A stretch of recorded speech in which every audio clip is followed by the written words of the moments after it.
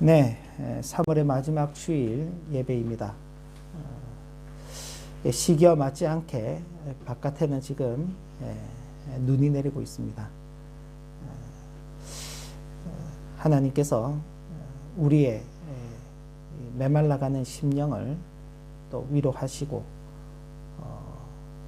우리에게 또 하나님의 섭리의 그 오묘함을 깨닫도록 하시기 위해서 또 이런 일도 있다, 그렇게 여겨집니다. 우리 마음이 참 무겁고 다쳐지기 쉬운데 이럴 때일수록 마음의 평안을 누리시고 또 감사와 기쁨 가운데 서로 위로하며 살아가시게 되기를 주님의 이름으로 기원을 합니다. 오늘 말씀의 제목은 그리스도와 연합한 자입니다. 신앙은 한순간에 완성되지 않습니다. 예수를 믿기 시작해서 어느 순간 세례를 받게 되죠. 세례를 받은 후로부터 우리는 다시는 죄를 짓지 않고 완전한 의인이 되었다, 이렇게 말할 수 있는 사람은 없을 것입니다. 신앙에는 과정이 필요하고 단계가 필요합니다. 어렵고 힘들지만은 그 과정들을 밟아가면서 신앙은 성장하게 되고 성숙하게 되는 것입니다. 로마서에서는 바로 이런 신앙의 여러 과정들에 대해서 다루고 있습니다.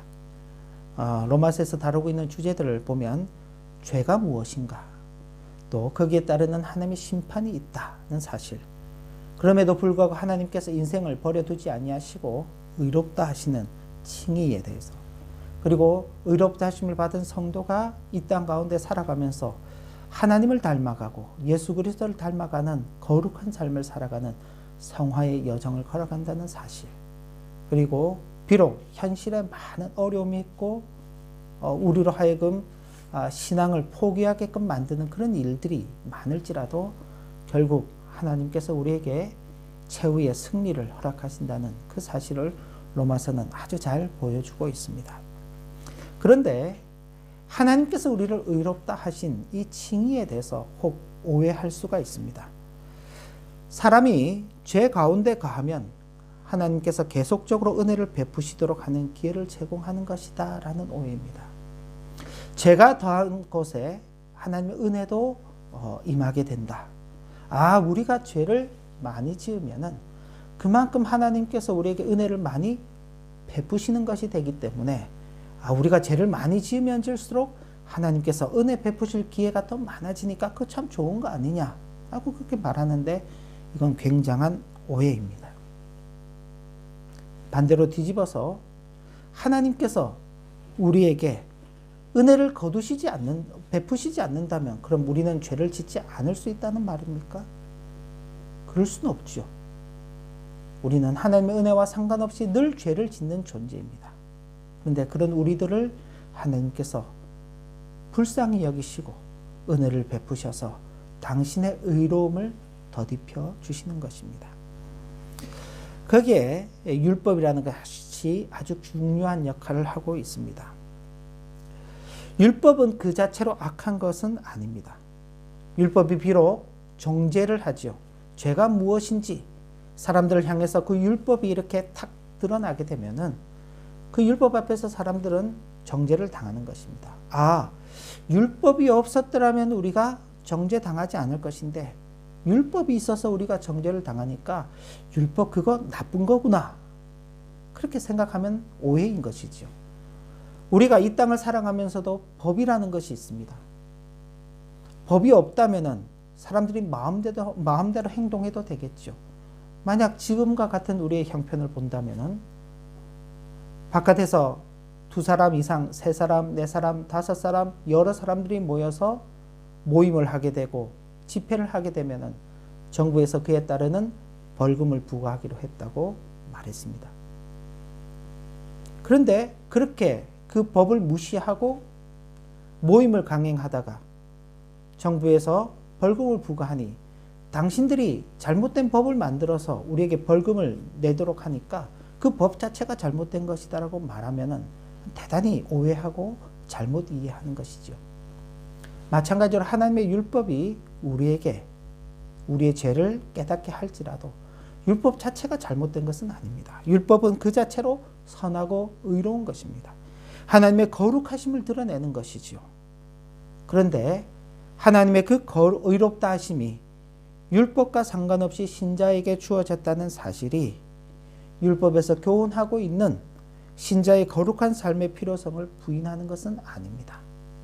다시 말해서 하나님의 의롭다 하심이 율법의 행위와는 상관없이 은혜로 주어졌다고 해서 율법은 이제 더 이상 필요 없구나. 율법에서 가르쳐주는 그 교훈들은 우리의 삶과는 전혀 무관하구나. 그렇게 생각해서는 안 된다는 것입니다. 반드시 율법의 교훈에 따라서 성도는 거룩한 삶을 살아나가야 될 그 책임이 있는 것입니다. 그 책임을 두고 성화라고 그렇게 말하는 것입니다. 믿음을 통해서 주어지는 하나님의 의는 성도를 의롭다고 하시는 그 선언으로 끝나지 않습니다. 나는 이렇게 하겠노라 말은 하죠. 여러 사람들이 있습니다. 사람들이 나는 이번 2020년에는 한번 열심히 살아보겠노라. 나는 공부를 잘해보겠노라. 나는 어떤 일에 성공을 해보겠노라. 그게 선언을 하는 것입니다. 근데 선언하는 그 자체가 어떤 결과를 가져오지는 않죠. 그런데 하나님께서 하시는 선언은 그것과는 좀 다른 것입니다. 성도를 의롭게 만드는 효력이 실질적으로 있는 것입니다. 믿음으로 믿음에 이르게 하는 의가 성도의 삶에 작용하여서 하나님의 거룩한 성품을 반영하는 새로운 삶으로 이끌어가는 것입니다. 예를 들어서 우리가 죄를 지으면요, 마음의 불편함을 느끼죠. 예배 자리에 참여하지 않게 되면은요, 찔림이 있습니다. 하나님의 말씀대로 살지 않으면요, 우리 자신들을 돌아보면서 부끄러움을 느끼죠.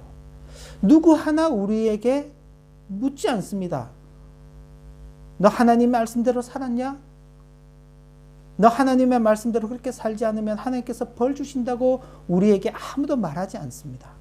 그러나 우리 스스로가 그런 일들 앞에서 찔림을 받게 되고 양심의 가책을 갖게 되고 부끄러워하게 되는 것입니다. 바로 우리의 양심이 우리에게 스스로 경고를 하는 것이죠. 바로 하나님께서 우리를 의롭다 하신다는 것은 이런 상호작용을 일으키는 것입니다. 그래서 성도로 하여금 죄 가운데서 머물러 있는 그 삶을 살 수 없도록 만드는 것입니다. 그래서 믿음으로 의롭다 하심을 얻은 성도가 하나님의 거룩하심을 닮아가는 삶의 과정을 신학적 용어로 성화라고 그렇게 말하는 것입니다.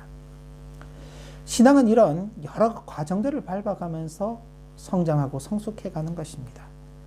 그런데 가만히 있으면은 그 신앙이 자동적으로 성장되고 성숙되는 것은 아닙니다. 우리 신앙이 어디에 서 있는지를 잘 볼 필요가 있습니다. 실존적 성도의 자기 인식이라 그렇게 표현했는데, 인생은 죽을 수밖에 없는 존재지요. 모든 사람이 죄를 범하였음에 하나님 앞에 이를 자가 없다. 한 사람의 범죄로 말미암아 사망이 들어왔고 그 사망은 모든 사람에게 영향을 끼쳤다. 한 사람의 죄로 말미암아 모든 사람이 불의한 자들이 되었다. 이것이 지난주 저와 여러분들이 함께 살펴보았던 내용들이었습니다. 그런데 또 다른 한 사람, 누군가요? 예수 그리스도시죠. 그 또 다른 한 사람으로 말미암아 이제는 사망의 그늘이 사라지고 생명의 빛이 오게 된 것입니다. 죽음에 이르는 존재가 새로운 생명을 받아서 새로운 삶을 누리는 존재로 바뀌게 된 것입니다. 우리는 바로 이런 새로운 존재가 된 것입니다. 이런 존재에 대한 올바른 인식에서부터 우리의 신앙은 출발해 나가야 하는 것입니다. 그런데 여기에 하나 심각한 문제가 있을 수 있습니다. 로마서 6장 1절부터 2절까지 말씀을 보면 이렇게 기록되어 있습니다. 그런즉 우리가 무슨 말을 하리요? 은혜를 더하게 하려고 죄에 거하겠느냐? 그럴 수 없느니라. 죄에 대하여 죽은 우리가 어찌 그 가운데 더 살리요? 이 말을 조금 풀어서 말씀을 드리면, 죄에 거하는 것은 은혜를 거부하는 것입니다. 하나님의 은혜를 받고자 하는 사람은 그 죄에 머물러서는 안 되는 것입니다. 죄를 떠나지 않고는 하나님의 은혜를 받을 수 없는 것입니다. 마치 더러운 그 진흙탕 물에 온통 옷과 몸이 더러워진 그 사람이 집에 들어와서 깨끗하게 목욕을 하고 난 다음 다시 더러운 그 옷을 입는다면 그건 정상적인 일은 아닐 것입니다. 아마 저도 그렇고 여러분들께서도 어느 누구도 더러워진 그 옷을 다시 입고 싶어 하시는 분들은 없을 것입니다. 그런데 이 죄와 관련하여서 하나님께서 그의 아들을 통하여서 우리의 죄를 깨끗하게 씻어주시고 우리로 하여금 새로운 존재로 만들어 주셨는데 우리가 그런 새로운 존재의 인식을 버리고 죄 가운데 거하게 된다면 하나님의 은혜를 거부하는 것이 되는 것이기 때문에 그렇습니다. 우리는 죄에 대해서는 죽은 자들입니다. 반대로 의에 대해서는 살아있는 자들입니다. 아니 목사님도 늘 죄를 짓는다고 말씀하시고 우리도 늘 죄를 짓고 있는데 어떻게 우리가 죄에 대해서 죽은 존재입니까? 죄가 늘 우리 가까이 있는데 우리는 늘 그 죄를 범하면서 살고 있는데 어떻게 우리가 죄에 대해서 죽은 존재입니까?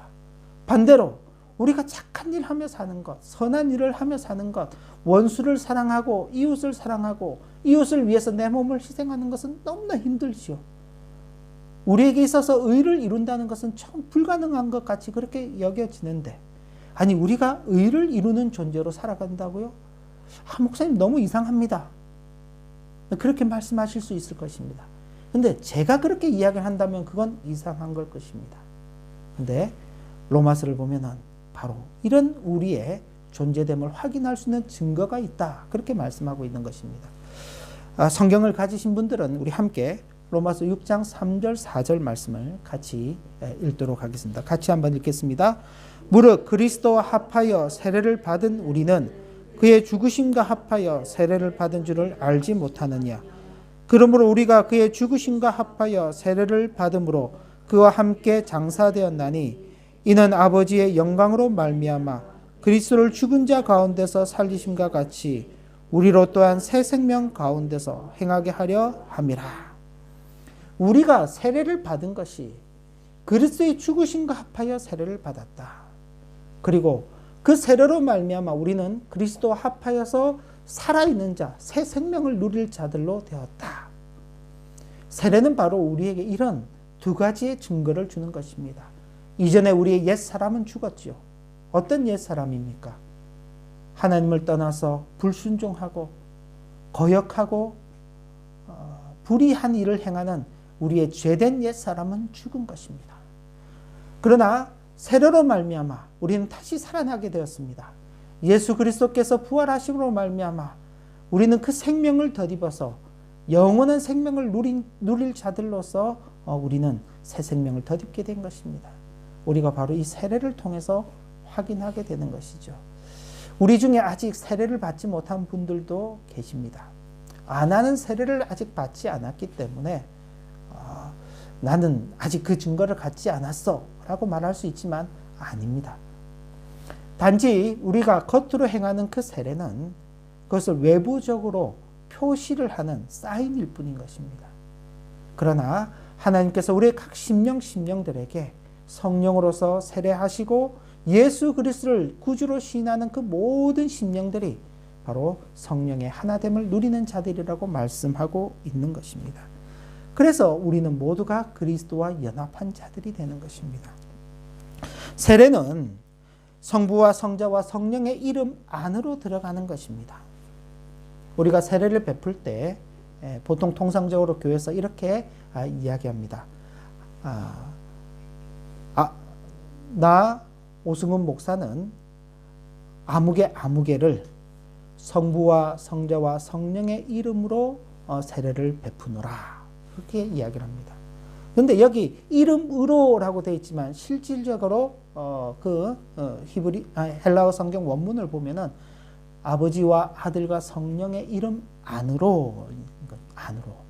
그러니까 세례라는 그 의식을 통해서 우리가 예수 그리스도 그리고 그의 아버지이신 성부 하나님 그리고 성령 안에 우리가 함께 연합되었다는 것을 확인하는 것입니다. 그래서 세례는 예수 그리스도 안으로 들어가는 것이며 동시에 하나님과 연합하는 것이며 성령의 하나 되게 하시는 역사의 실현이다. 그렇게 말씀을 드리는 것입니다. 그리스도와 연합한 자는 이런 실질적인 실존을 가지고 살아가는 자들입니다. 로마서 6장 5절에서부터 7절 말씀도 보시면 이렇게 되어 있습니다. 만일 우리가 그의 죽으심과 같은 모양으로 연합한 자가 되었으면 또한 그의 부활과 같은 모양으로 연합한 자도 되리라. 우리는 이중적 연합을 가지고 있는 자입니다. 그의 죽으심과도 연합된 사람들이고 그의 부활과도 연합된 자들입니다. 그런데 이 일을 통해서 우리의 실존이 어떻게 되느냐? 그 다음 말씀을 보시면 우리가 알거니와 우리의 옛사람이 예수와 함께 십자가에 못 박힌 것은 죄의 몸이 죽었다. 죄의 몸이 죽었다. 십자가에 예수 그리스도와 함께 십자가에 못 박혀 죽음으로 말미암아 우리의 죄의 몸이 죽게 되었다는 것입니다. 다시는 우리가 죄에게 종노릇하지 아니하려 함이다. 이는 죽은 자가 죄에서 벗어나 의롭다 하심을 얻느니라. 그러니까 그리스도와 연합했다는 그 실제가 뭐냐? 죄의 몸은 죽고 죄에서 벗어난 상태가 된 것입니다. 그러니까 우리는 그리스도와 연합을 누리는 자들로서 죄에서는 죽고 죄에서 벗어나 하나님과 연합한 그리스도와 연합한 성령의 하나되심과 하나되심의 은혜 가운데에서 살아가는 그런 존재가 된 것입니다. 그리고 또 이런 그리스도와 연합한 자에게 아주 놀라운 신비로움이 나타나게 됩니다. 8절에서부터 9절에도 이렇게 기록되어 있습니다. 만일 우리가 그리스도와 함께 죽었으면 또한 그와 함께 살 줄을 믿노니. 그리스도와 연합한 자는요, 죽는 것으로 끝나지 않습니다. 다시 살아난다고 이야기하고 있는 것입니다. 육체를 가진 자들, 그래서 예수 그리스도와 상관없이 육체만을 가지고 사는 자들은 죽으면은 육체의 소멸과 함께 모든 것이 끝나버립니다. 더 이상 소망이 없는 것입니다. 그런데 그리스도와 연합한 자들은 죄의 몸은 죽고 새로운 생명을 받아서 하나님의 의롭다 하신 가운데에서 살아나는 자들이 되는 것입니다. 왜?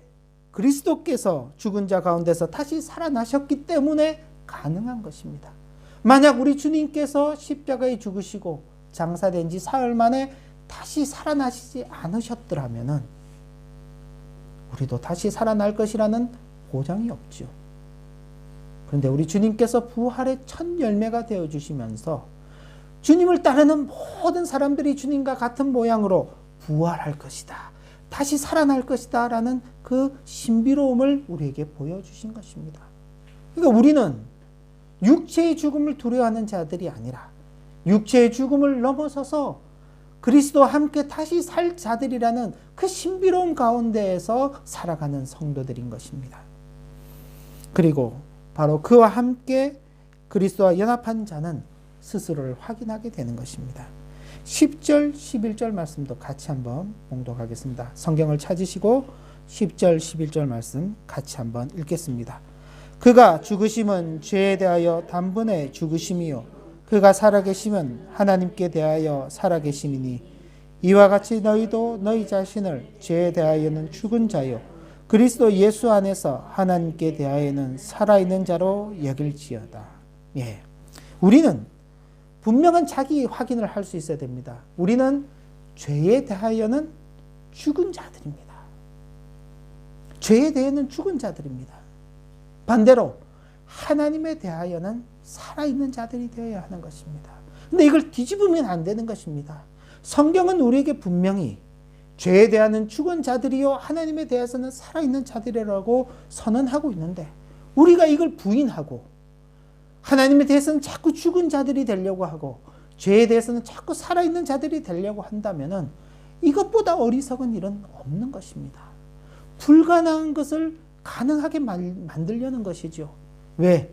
하나님께서 우리를 그렇게 버려두시지 않는 것입니다. 하나님께서는 우리가 죄 가운데 멸망하는 것을 기뻐하지 않으십니다.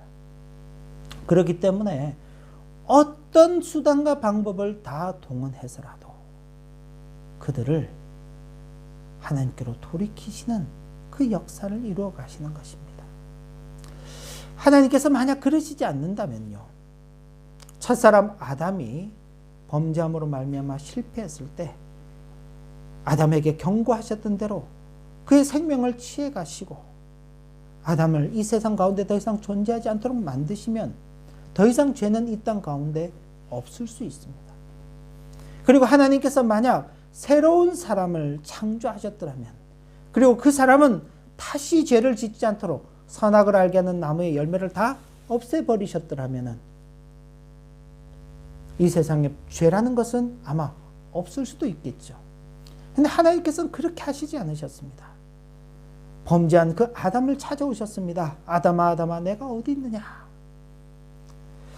내가 벗은 것이 부끄러워서 하나님의 얼굴을 피하여 숨었습니다라고 그렇게 말할 때 하나님께서 그를 책망하시지, 한편으로는 책망하셨지만은 그의 벗은 그 몸을 가려주시고, 그리고 비록 그가 범죄함으로 말미암아 땀을 흘리며 수고하여 땅의 소산을 얻어먹는 그런 존재가 되었을지라도 땅의 짐승들이 그를 해치지 못하도록 하나님께서 그를 돌보시고 인도하신 것입니다. 하나님께서는 노아 시대에 모든 인류가 범죄했을 때 물로서 세상을 심판하셨습니다. 비록 노아의 가족들 8명만 살아남았지만 하나님께서 그들을 통하여서 당신의 역사를 이루어 가시는 것입니다. 범죄한 자들을 그냥 버려두시지 아니하시고 그 가운데 의로운 자들을 택하시고 그 의로운 자들을 세워가시고 그 의로운 자들을 보호하시고 인도하시면서 당신의 구원의 역사를 이루어 가시는 것입니다. 하나님에 대하여 살아있는 자로 살아가기를 기뻐하시고 죄에 대하여서는 죽은 자가 되기를 기대하시는 것입니다. 바로 우리는 그리스도와 연합한 자들로서 이런 우리 자신들을 확인하면서 하나님에 대해서는 살아있는 자들로 살아가야 하는 것입니다. 그런데 한 가지 더 놀라운 것은 여기 로마서에서는 나타나고 있지는 않지만 요한계시록을 보면은 그리스도와 연합한 자의 그 영원성에 대해서 이렇게 증거하고 있습니다. 제가 한번 말씀을 천천히 읽어보겠습니다. 또 내가 보좌들을 보니 거기에 앉은 자들이 있어 심판하는 권세를 받았더라. 또 내가 보니 예수를 증언함과 하나님의 말씀 때문에 목배임을 당한 자들의 영혼들과 또 짐승과 그의 우상에게 경배하지 아니하고 그들의 이마와 손에 그의 표를 받지 아니한 자들이 살아서, 분명히 앞에는 글이 이렇게 되어 있습니다. 예수를 증언함과 하나님의 말씀 때문에 목배임을 당한 자들의 영혼들과, 그렇죠? 이미 신앙 때문에 순교의 죽음을 맞이한 자들이 있는 것입니다. 우리의 앞서간 신앙의 선배들이겠죠. 그리고 또 짐승과 그의 우상에게 경배하지 아니하고 그들의 이마와 손에 그의 표를 받지 아니한 자들, 아마 이건 현 시대 가운데서 이 세상의 사단의 유혹 가운데서 믿음을 지키며 살아가고 있는 모든 성도들을 포함하는 말씀일 것입니다. 그런데 그들이 함께 살아서 그리스도와 더불어 1000년 동안 왕노릇 하리니 그 나머지 죽은 자들은 그 1000년이 차기까지 살지 못하더라. 이는 첫째 부활이다. 이걸 두고 첫째 부활이라고 합니다.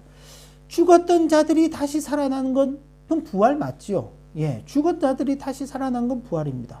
근데 살아있는 자들도 부활에 참여하고 있는 것입니다. 그죠? 이걸 첫째 부활이라고 말하는 것입니다. 많은 시간을 할애해서 이 부분을 설명하기는 어렵습니다만은 바로 이 첫째 부활은 이미 육신의 생명이 끝난 자들이 장차 그리스도의 재림 때에 부활할 것, 그리고 아울러서 이 땅 가운데에서 예수 그리스도를 믿음으로 말미암아 의롭다 하심을 받고 새 생명을 받은 모든 사람들을 가리켜서, 모든 성도들을 가리켜서 첫째 부활에 참여한 자들이다, 그렇게 포괄적으로 설명하고 있는 것입니다. 그러니까 이미 우리는 그 첫째 부활에 참여한 자들로서 이 땅 가운데 존재하고 있는 것입니다. 근데 더 놀라운 것은 이 첫째 부활에 참여하는 자들은 복이 있고 거룩하도다. 그러면서 그 다음 둘째 사망이 그들을 다스리는 권세가 없다. 도리어 그들이 하나님과 그리스도의 제사장이 되어서 1000년 동안 그리스도와 더불어 왕노릇하리라. 둘째 사망이 그들을 다스리는 권세가 없다 하는 것입니다. 여기서 말하는 둘째 사망이란 영원한 하나님의 심판, 나중에 장차 주님께서 재림하셔서 이 세상의 의인과 악인에 대해서 공의의 심판과 또 그 죄에 대한 하나님께서 심판을 행하실 때에 둘째 사망이 있게 될 것입니다. 우리는 그때 하나님께서 최종적으로 의롭다 하여 주심을 받고 그리고 하나님의 나라에서 하나님과 영원토록 함께 거하게 될 것입니다. 그러나 하나님을 거역하고 하나님을 대적하고 불신앙 가운데 살던 자들은 이제 하나님의 영원한 심판을 받아서 우리가 알고 있죠. 지옥이라는 곳에서 영원히 하나님의 형벌을 받게 될 것입니다. 근데 첫째 부활에 참여한 자들, 예수 그리스도와 연합한 자들, 그들은 첫째 부활로 끝나는 것이 아니라 둘째 사망이 그들을 해할 수 없다. 바로 우리는 그리스도의 연합함으로 말미암아 영원한 생명을 누리는 자들이 되었다는 사실입니다. 그리스도와 연합이 주는 이 놀라운 은혜가 있는 것입니다.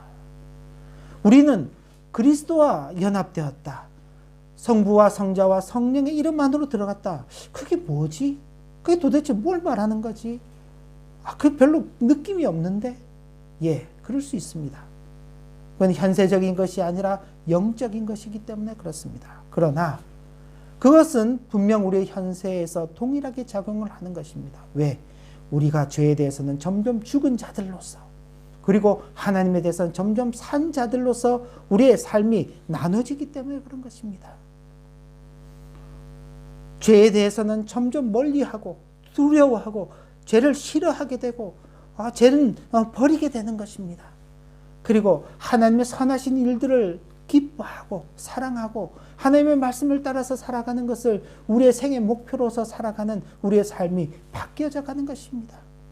그리스도와 연합이라는 것이 대단히 막연하지만은 그러나 실질적으로 우리의 삶 가운데에서 그것은 대단히 중요한 역할을 하는 것입니다. 그리고 그 놀라운 신비는 이 땅으로서 끝나는 것이 아니라 우리를 영원으로 이끌어 가는 것입니다.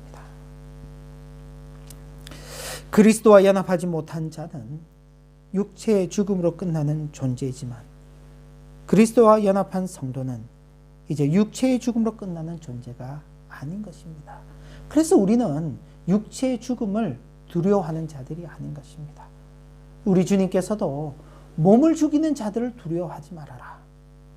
몸과 영혼을 아울러 지옥에 능히 멸하실 수 있는 그분 하나님을 두려워하라 라고 말씀하는 것입니다. 우리는 육체의 죽음의 두려움 가운데 사로잡힌 자들이 아닙니다. 그리스도와 함께 영원히 존재하게 될 새로운 존재로 부름받았다는 사실을 기억하시고 이 땅 가운데서 당당하게 살아가야 하겠습니다.